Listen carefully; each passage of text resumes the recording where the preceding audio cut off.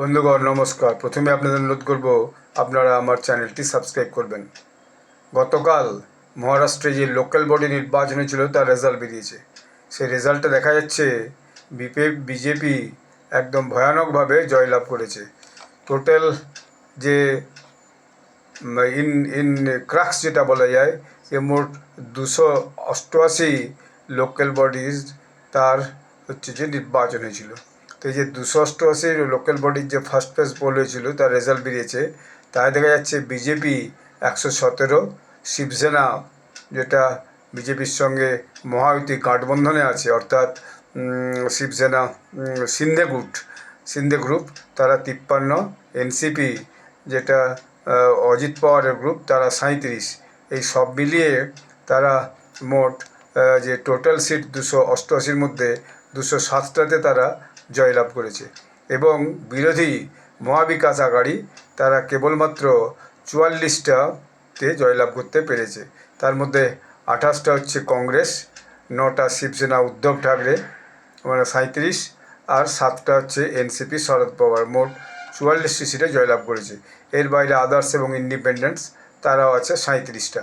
তো এই যে এই নির্বাচনে বিজেপি ব্যাপক সাফল্য লাভ করেছে এবং মোদিজি এটাকে ঐতিহাসিক ভোট বলে বলেছেন, পিপল সেন্ট্রিক ডেভেলপমেন্ট তিনি এটাকে বলেছেন। এবং দেবেন্দ্র ফডনবিসও ভীষণভাবে এই রেজাল্টে উৎসাহিত এবং দেখা যাচ্ছে যে বিজেপি সমস্ত জায়গাতেই ভীষণভাবে ডমিনেট করেছে। 117টা মিউনিসিপ্যালিটির প্রেসিডেন্সিয়াল পোস্টে বিজেপি জয়লাভ করেছে এবং 3300 কাউন্সিলর সিট বিজেপি জয়লাভ করেছে। এটা 48%। বিজেপির চিফ মিনিস্টার দেবেন্দ্র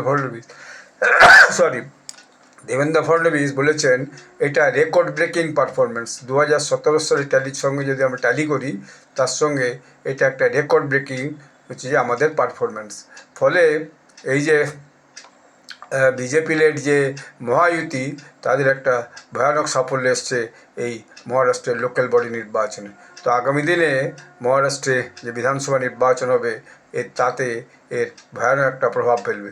এখন এটা হওয়ার পরে এই যে মহাবিকাশ আঘাড়ি বলে যে জোটবন্ধনটা হয়েছিল কংগ্রেস, শিবসেনা, ইউটিপি, উদ্ধব ঠাকরে এবং এনসিপি শরদ পাওয়ার, তাদের একটা ভয়ানক সেটব্যাক হয়েছে।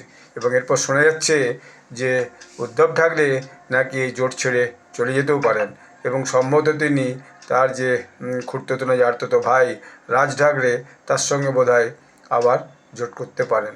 দেখা যাক আগামী দিনে কী হয়।